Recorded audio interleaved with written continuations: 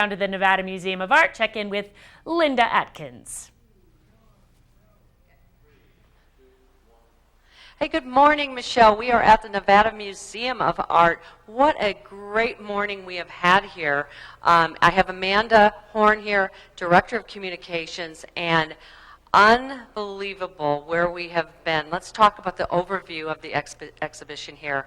One of a kind, only here in Reno. That's right. Unreal. Only in Reno. So we Yes. organized this exhibition. Our curatorial team worked on it for almost 5 years to produce the exhibition, in addition to the 488-page book that accompanies the exhibition, which is for sale in the museum store, and absolutely is a must-have. It is the first book and first exhibition of this subject matter that's ever been done. So a complete art history of Tahoe, Donner, and the surrounding Sierra region. 15,000 square feet of gallery space, 400 plus artworks by more than 175 artists. Truly incredible. And we're looking at Washoe baskets. Yes. We have paintings from the late 1800s through contemporary paintings, sculpture, photography, and architecture. Right, and we are talking about architecture now in this beautiful place on the second floor here, and this is Frank Lloyd Wright, which is my favorite architect. We have many different different books from him, and we love him. And so let's talk about this colony. This is so interesting. So this is one of the many surprises that people will find when they come and tour the exhibition. So in 1923, the owners at that time of the property at Emerald Bay and the island, Fonette Island, they had commissioned Frank Lloyd Wright to design a summer colony for Emerald Bay that included floating cabins on barges that could be towed to various locations.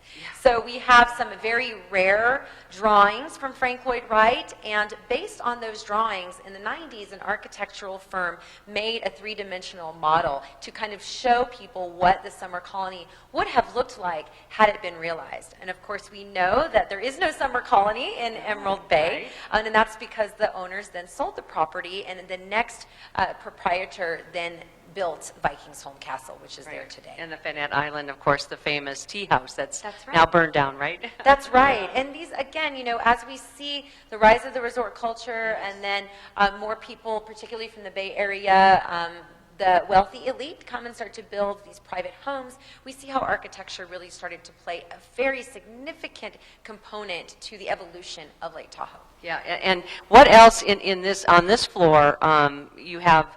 Let's talk about what else you have on this floor, because we're going to go to the last segment. We are. So also in this gallery, you will see several examples from the arts and crafts movement, particularly the San Francisco version of the arts and craft movement.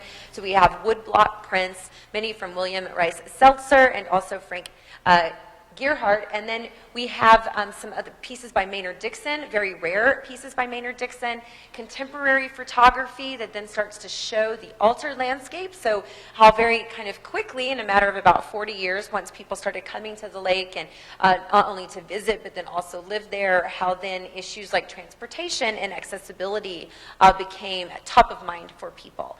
And then we end in the water gallery, which is where we will go for, I think, our final segment today. This has been so incredible. You cannot miss this through January 10th, now through January 10th. So, in multiple times, people should come back here multiple times, because you can't get it all in one day. You really can't. There's so much to take in, to really spend the adequate amount of time with each of the sections and read the labels. And because you're going to learn so much. Watch the documentary. Yes. We did a 30-minute documentary with KNPB, our local PBS affiliate here, and that's on view in the media gallery running on a loop.